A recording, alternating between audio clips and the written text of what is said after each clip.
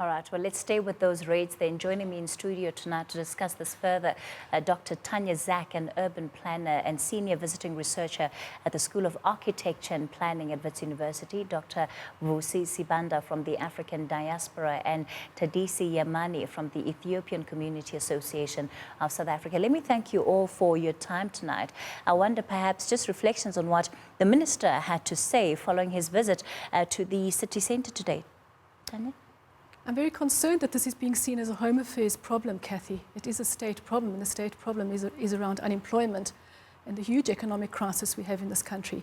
The area in which Minister Chele is standing at the moment and reporting from is an area of major economic activity and a major bonus and a major boon to the inner city of Johannesburg. And this violence in that space and the police activity is disturbing a very important trade in the inner city, a trade that is worth over 10 billion rand a year. All right, we're going to get into the details then of that trade and some of the research that you've done.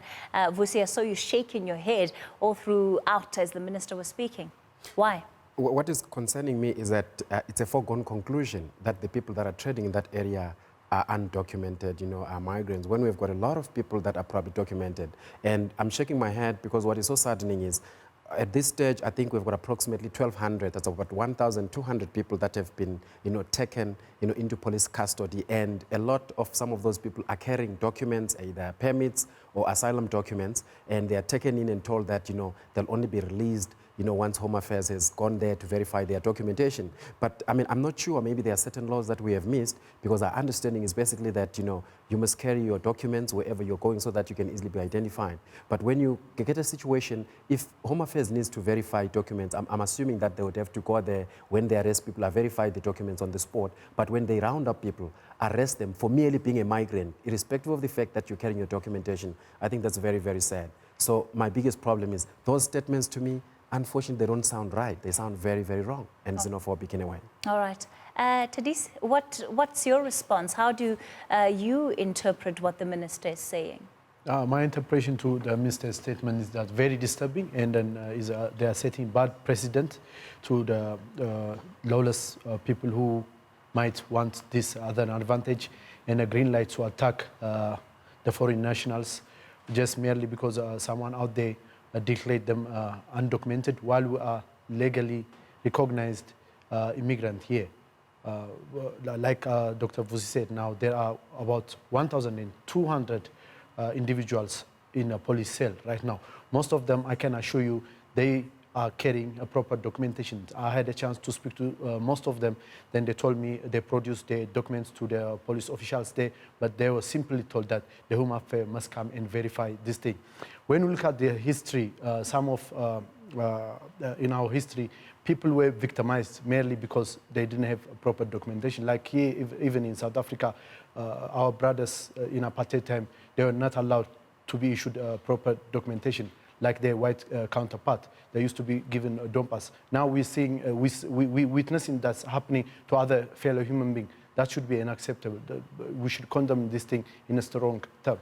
Of course, there seem to be two issues at play here. One, of course, borders on, the xenophobic sentiments sometimes that seems to be attached when referencing many of those informal traders in the Joburg CBD. But Dr. Tanya, the one thing we've had from the multiple officials we've spoken to last week and this week, whether it was the Commissioner for Police in Gauteng, last night we had the Minister of Small Business who also went to the CBD. All of them are saying that the majority of traders who are doing business in the city centre simply don't have the papers to prove that they're here legally. And so they believe that this matter needs to be resolved primarily from that angle before we then get into what the issues around trading may be, which centers around counterfeit goods.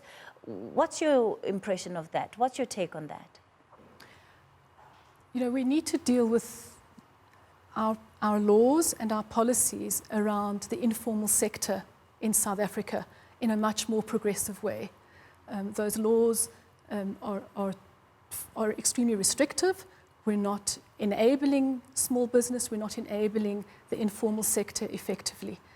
That, aside from the issues around foreign migrants who, in addition, are treated unfairly on the streets and often against the law. The Constitutional Court has upheld the rights of foreign migrants to trade in these spaces and in the inner city. But I think that we cannot separate that from the reality on the street, which is that the trade that is happening on the street, Cathy, is a cross-border trade. It is a trade that is serving sub-Saharan Africa. What is happening in these few city blocks, we counted 3,000 shops in 53 city blocks. That is a very small part of the CBD. And combined, those shops are trading to Zambia, Zimbabwe, Mozambique. Traders are coming across the border on a daily basis to buy goods within that space. This is a massive trade. It is Johannesburg's port to sub-Saharan Africa. I don't think we can set that aside and merely make this an issue of foreign migrants and a home affairs issue. And when you talk about, sorry to interject there, when you talk about the enormity of the trade, you've even compared it to how much the city centre makes versus Sandton City and the turnover that a shopping mall like that would generate, being on the richest square mile in Africa, as we've been told. Exactly. So twice, you know, the shoppers, only the shoppers coming from across the border, the Johannesburg Inner City Partnership undertook a study in 2017, and only the shoppers coming across the border, that excludes local shoppers, are spending over 10 billion rand a year in that space. That is twice the annual turnover of Sandton City Shopping Centre, the biggest mall in Africa. This is an important economic hub in the inner city. We need to be treating it, we need to be rolling out the red carpet for shoppers in the space, rather than engaging there with the fiercest force of law and the fiercest force we have. What then for the sentiment, again, part of which was shared on this show last night, that many of these traders are successful because they don't play by the rules, that they undercut some of the rules, which is why you'll find that small business, at least that is started by South Africans, just fails because they're trying to comply, whereas many of those who are operating don't comply. I think the problem that we have is there's a lot of, assumptions and a lot of people, coming up with theories that are not tested to say, okay, these shops are successful because, they are not paying taxes, and they are successful because they are trading in, illicit products. And the truth of the matter is, we should actually, I think when we spoke with the small Minister for Small Business sometime last year, we spoke about the resilience that these, the bulk of these, migrant, people that have when it comes to businesses, when they are looted and they still manage to stand up and rebuild because, they've seen, the hardest part probably of life. So what is basically happening here is we are seeing a situation where instead of basically saying we can learn something, from the resilience, from how these people are doing. I mean, at the beginning of this year, when we met with the Premier, we even offered to say, let us have migrants partnering with South Africans so that we've got skills transfer, across pollination, so that people can learn whilst they are working together to see what makes these people successful. But all what we are hearing now is just a situation where we get fingers saying, no, yes, they are successful because they are not paying taxes, because they are illegal. How does all of this impact your ability to do business, number one? And I wonder if it has any bearing on the kind of relationships that you also have with your clients who, as we heard, the bulk of them would be from the region, but also locals in South Africa. Yeah, most of our clients are coming from the southern African countries, from SADC countries. They came primarily because they find bargain in our business area, because our goods are cheaper. We save from our lifestyle. We manage to keep our price low compared to the other business operating places in a CBD, in a Johannesburg market areas. So now, when these trades are occurring and we're being tainted as illegal and non-compliant immigrants, surely it's going to affect our business. And then those theories coming from the officials must be challenged, because it's not good for our business, for black business in general. What we see is that is deliberate destruction of black business. Not just foreign nationals. It seems for me now, at this stage, it seems for me now, it's a taboo for an immigrant to own a business. What's wrong with it? All right.